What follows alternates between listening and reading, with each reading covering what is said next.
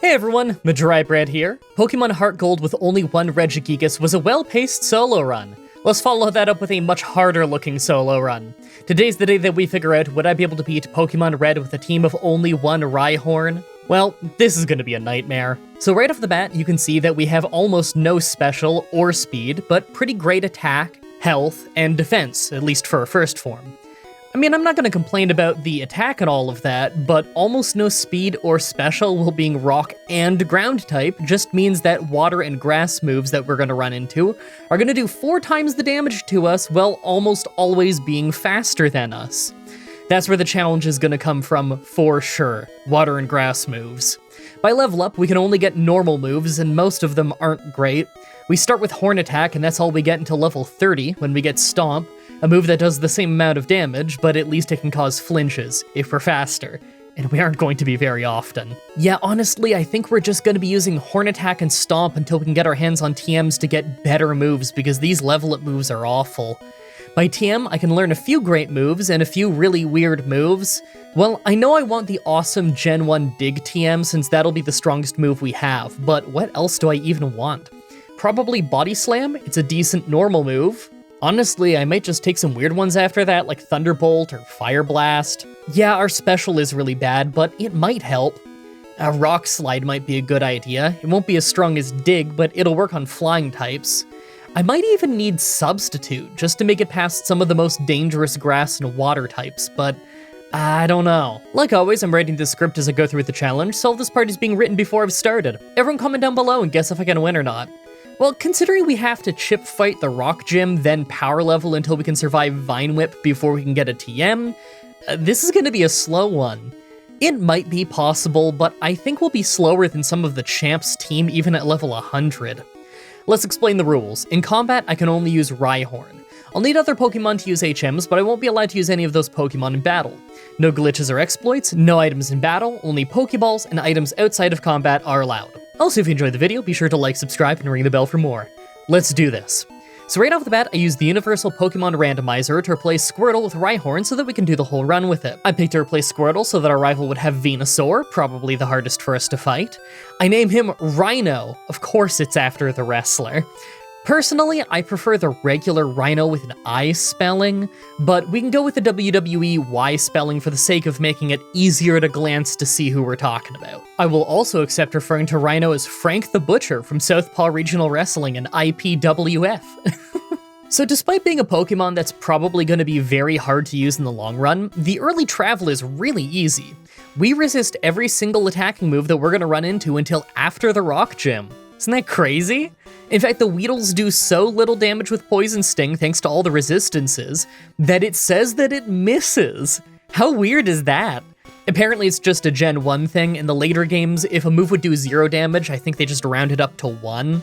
I learned this the hard way in a Beedrill run once. It kept saying that we were missing with Poison Sting on Brock's Pokemon, but in reality it was that we would have been doing 0 damage. Anyway, I don't we need to get to an insane level to beat Brock. We have 25 power points of Horn Attack, and Rhyhorn has generally better stats than Geodude or Onix. I think I could beat them roughly at level 13 to 15. After that, though, it's gonna be speeding right into a brick wall. Let's get Brock over with. At level 15, I lost every time, but as soon as we hit level 15, we won with quite a bit of health left. Honestly, it's mostly luck on how much Onix uses Bide. We only have Horn Attack, so we don't have the option to just not hurt him during his Bide, so using it too much makes us faint. This wasn't hard, though, it just took one try at level 15. Alright, it's travel time, and for sure grinding time. See, we're obviously not ready for the next rival fight yet, but if we get past Mount Moon, then we'll be stuck in Cerulean. The only place to grind over there is pretty miserable if you're slower than the wild Pokemon, and right now I think we would be. That's why I was planning on grinding a bit before we get there, to make sure that we're faster than the wild Pokemon over there. But let's talk about why I think the rival is going to be so hard. Well, we're slow, so he's going to attack us first, and he starts the fight with Pidgeotto, who likes using Sand Attack. Yeah, it might not hurt us much using Gust, but if we're missing constantly, then they're gonna beat us eventually. Plus, his final Pokemon is Bulbasaur with Vine Whip. We're double weak to that and have almost no special to defend ourselves.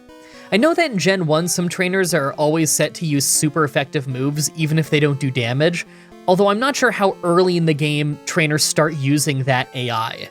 If the next rifle fight has that AI, then we just lose to Pidgeotto for sure, because it's going to think that Sand Attack is super effective and use it non-stop.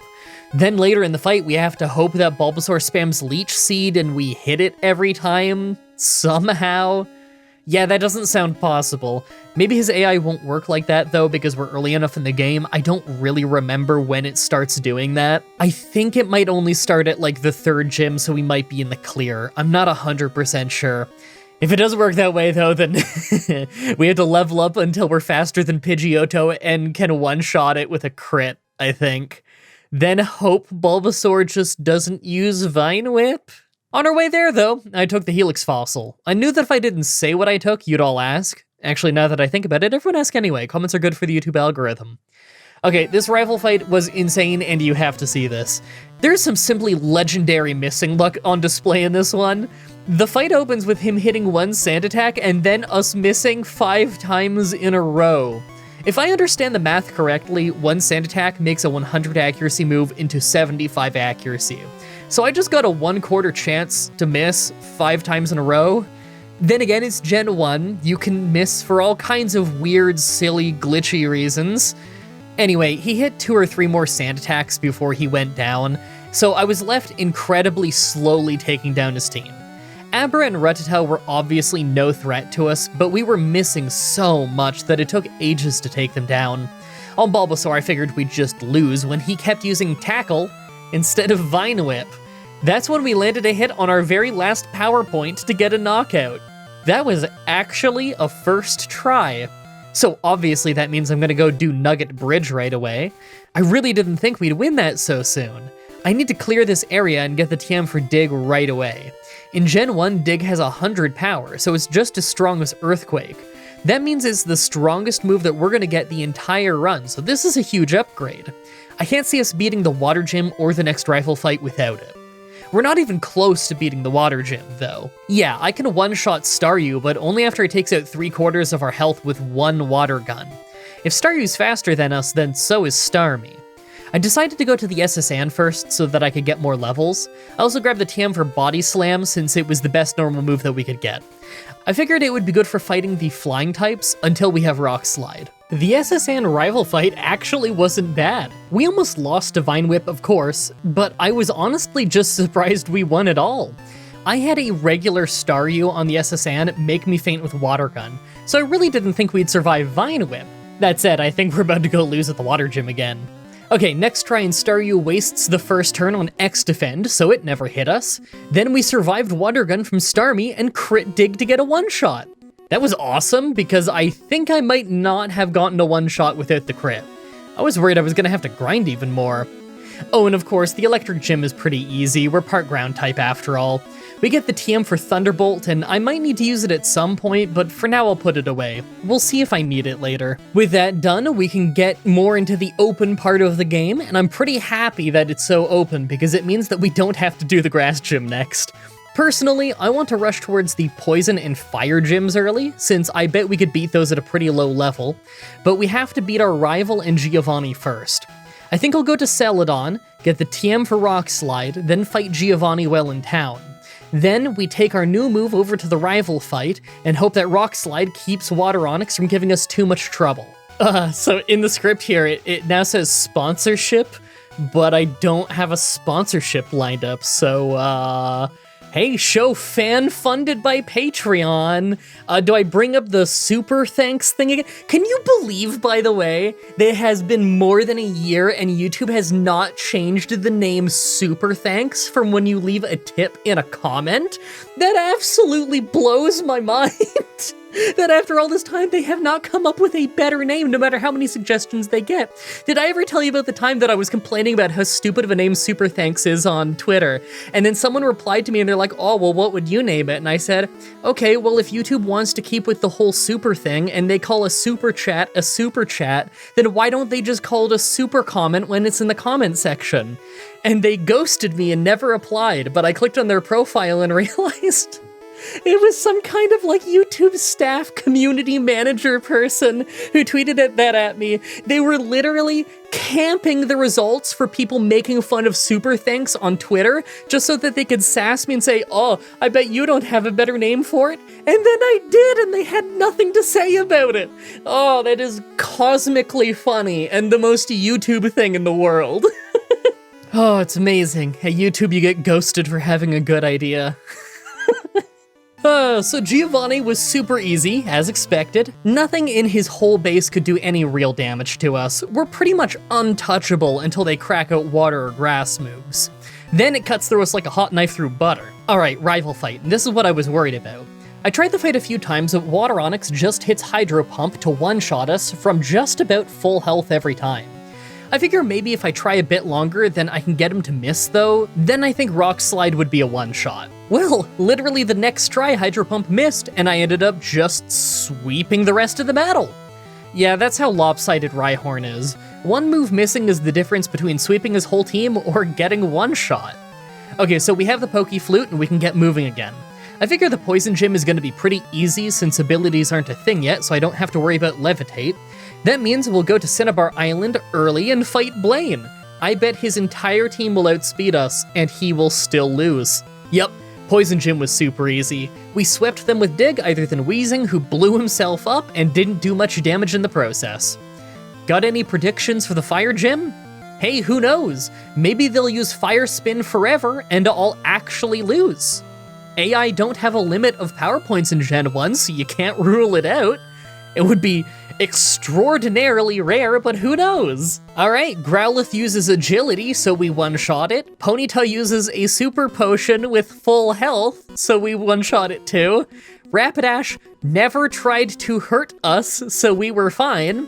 And last was Arcanine, who used Roar a few times, then crit an Ember and burned us, just for us to easily take him out on the follow-up. I know we're using a great Pokemon for this fight, but I am still just blown away with how badly Blaine did in this fight.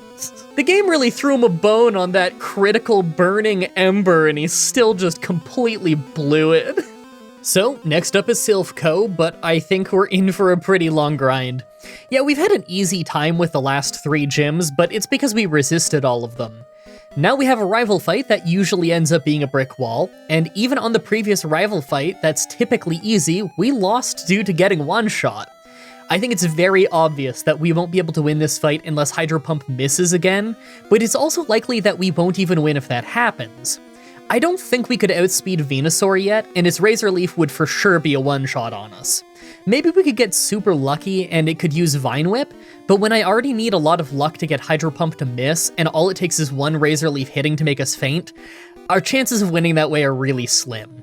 I'll give it a few tries and just see if we get very far. Okay, first try goes how you'd probably guess. Pidgeot uses Whirlwind and it does nothing, so we one-shot him with Rock Slide, but then Water Onyx just one-shots us with Hydro Pump. It sucks, but that move misses pretty often. Give me like 5 tries and I can probably get past this. Okay, he actually missed on the next try, but it didn't matter because we didn't one-shot him. Well, we got really close. If I come back a few levels later and he misses again, then I think we can at least get farther into the fight. Alright, so I went around and got a few levels, then it took a whopping 22 tries at Water Onyx before he missed again for some reason, but once he did, we got the one-shot. Growlithe was a one-shot, next was Alakazam, who did a bit of damage with Confusion before going down. Last is Venusaur. Now remember, one Razor Leaf would take us down. In fact, one Vine Whip would probably take us down at this point too, but we ended up winning because he used Leech Seed every turn. I have to say, Gen 1 challenges are always really fun because of stuff like this. It never stops being funny to me when I win a fight through the AI just completely going haywire. Oh, and Giovanni right after was super easy. I can't see this guy stopping us at the ground gym unless Dig shenanigans happen. And I'm sure it'll be fine anyway. Let's go take out the Psychic and Grass gyms first. Alright, first is Kadabra, who uses Psybeam for pretty great damage before we one-shot him with Dig. It's not a good start. Mr. Mime used Barrier, but we crit Dig to bypass it for another one-shot. Venomoth is where I figured I'd be doomed, since he hit Stun Spore and then crit a Psybeam to take us to a quarter of our health before we took him out. Last was Alakazam, who could just one-shot us with any of his non-Psywave moves. But he used Psywave. We survived, then we dug to one-shot him. Like usual, Sabrina throws the fight at the end. I love how the reward for winning this fight is the TM of one of the worst moves in the game. Naturally, at this level, the Grass Gym is just a breeze. It would have been nice to do it sooner, but really, we didn't stand a chance until we were faster than them, and that's probably quite recent. And the Ground Gym was amazing because it was Dugtrio being faster than us that saved us. He went first, and we both used Dig, so he missed, and we hit for the one-shot. Even when Giovanni has the advantage, he finds a way to lose. We're gonna get one-shot by our rival, aren't we? Well, first try and Hydro Pump missed. It would've been cool if not for how we couldn't one-shot him and just lost on the follow-up. Okay, well, hoping for 2 Hydro Pump misses is probably gonna take longer than just grinding this until a one-shot, so I'll grind. Literally the next try at level 55, and he misses again, so we get a one-shot. Growlithe was, of course, a one-shot. Next is Alakazam. He sets up Reflect while we're underground, so our Dig didn't make him faint, giving him a chance to hit us really hard with Psychic. Because of that, we went into the Venusaur fight with low health. He's faster than us and one-shot us with Razor Leaf. Yeah, he could have done that if we had full health. I really need to level up. So I tried the fight a bunch of times at level 60, thinking I could win with the right luck, but I never got past Alakazam without taking at least a hit. And at that point, even Venusaur's Vine Whip just one-shots us. I'm worried that we're gonna need a lot more levels before we can win this run, just because our speed is so awful. Okay, after a bunch of tries at level 65, we finally got one where Alakazam just spammed Reflect, so we got past him without getting hurt. Problem is, next is Venusaur, who is still faster than us, and two-shots us with Vine Whip. Now, considering he's only gonna use grass moves in this fight, and the only other one he knows right now is Razor Leaf, we can't win this yet. Now, just to show you how rough this fight is, here's an entire 10 levels later. We're able to outspeed and one-shot almost his entire team other than Alakazam, who's faster but still goes down in one dig, even with Reflect. And yet, Venusaur is still faster than us and one-shots us with Razor Leaf. I just have to keep trying until he uses Vine Whip and hope for the best. Okay, literally 2 tries later, we crit Dig. Would we have won without the crit? Probably not, but I'll take it. After that, it's gotta be obvious that we need to be a higher level, right? I mean, we have Lorelei, whose entire team is super effective against us, then Bruno, who is also super effective against us, then we'll probably make it past Agatha and Lance to the Pokemon Champion, who will have his lightning quick Venusaur and Alakazam to take us down, and of course we'll need Water Onix to miss if we're not faster than him too. That makes me think that I might need to be max level, or somewhat close to it. I don't think we're even going to get past Lorelei below level 80, but we can at least try. At least we're super effective against most of her team. Maybe we'll luck out, and they'll go for all ice moves instead of water moves. Now that we're at the Elite Four, let's take a look at our stats. Well, our attack is pretty good, but I kind of thought that it would be a bit higher than this. Our defense is awesome, but that special is pretty bad. I figure one good grass or water move can still take us to at least low yellow health, if not worse. Make your final guess on if we can win this or not. Let's do this. First is Ice Trainer Lorelei. Right away is Dugong, who we one-shot with Rock Slide, and second is Cloyster. Now his defense is absolutely insane, so he survived and hit an Aurora Beam for almost 100 damage before we could finish him off. Next is Slowbro, and this guy is my worst fear because of Water Gun. But he used Withdraw on the only turn where I was above ground, so we didn't get hit. That was lucky. Jinx hit an Ice Punch to bring us down to only 15 health before we one-shot her, and last was Lapras. Somehow, we were faster and Rock Slide was a one-shot, even with no crit. Guys, this was a first try. I can't believe we won that. Second is Fighting Trainer Bruno. This fight actually ended up being really easy, because the only thing that hit us the entire fight was Hitmonlee, and he was just jump kicking. One did a lot of damage thanks to a crit, but even with him being super effective, our defense is just way too much for him. Bruno could have won if he used better moves, but you know how the AI is with loving Gen 1 Focus Energy. Hey, fun fact if you didn't know, in Gen 1, they programmed Focus Energy wrong. It divides your chance of critting by 4 times instead of multiplying it, so it's worse than doing nothing. Third is Ghost Trainer Agatha. Right away, Gengar is faster than us and hits Nightshade for decent damage, but our digs are a one-shot thanks to her being part Poison type. Golbat just used Haze, so it was a one-shot with Rock Slide, but Haunter right after confused us and we hit ourselves. Then she switched to Arbok and we hit ourselves even more. Awesome start. We got bit, and of course it nearly did nothing to us other than making us flinch, but eventually we dug to dodge a glare and land a one-shot. Haunter came out and missed Hypnosis, so it was a one-shot, and last was Gengar, who tried Dream Eater while we were awake, so we took it out with one dig. Fourth is Dragon Trainer Lance. This fight was incredible. First try, and a Water Onix misses with Hydro Pump, so we just one-shot with Rock Slide. Next are two Dragonairs that are both one-shots with Dig. Then an Aerodactyl that hardly hurt us at all before going down in one hit. And last was Dragonite, that was a one-shot. That's not at all how I thought this fight would go, but whatever, let's roll with it. Finally, the Pokemon Champion. Right away, Pidgeot outspeeds us with Mirror Move, making it do nothing, so we got to land the one-shot with Rock Slide. That is the strategic genius of the Pokemon Champion at work, ladies and gentlemen. Alakazam uses Reflect, so Dig isn't a one-shot, leading us to getting hit by a Psybeam. That wasn't as bad as I thought it would be, so we got the knockout. For Rhydon, we just one-shot it with Dig, and next is Water Onix. Of course, he just one-shots us with Hydro Pump. Okay, let's try a few times until Hydro Pump misses. This won't take that long. 4 tries later, and not only did Hydro Pump miss, but Alakazam never hit us, so we got all the way to Arcanine with full health. He landed a critical Ember, but it didn't do much and we took him out. Last was Venusaur, and I was really worried about how this would go because he has Razor Leaf and Solar Beam. Razor Leaf is an instant loss, but he went for Solar Beam and he's faster, so he fired while we were underground. We hit a big dig, but then he landed Mega Drain to take us all the way down to only 13 health. I think that's the most I've ever seen someone heal off Mega Drain. We hit a Body Slam, and I was worried that we wouldn't take him down, when it ended up paralyzing him. We went first the next turn as a result, so we finished him off. What an ending. That, honestly, wasn't as bad as I expected. I figured that we'd have to be more like level 85 or 90 to win this one. It's pretty cool that we managed to win while still being slower than Venusaur. And you can correct me if I'm wrong, maybe I missed something on screen, but I'm like 99% sure I didn't miss a single Rock Slide that entire challenge run. And I'm not just talking about the major fights, I don't think I missed one the entire run. I guess I didn't use it a ton, but you'd think I'd miss it eventually, right? It's not the most accurate move in the world. Anyway, I hope you guys like that run. The next Pokemon Challenge should be up next week on Saturday, like usual, with, something. Let me check.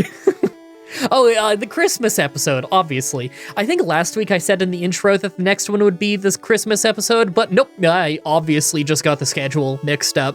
Next week is closest to Christmas, so that is the Christmas episode.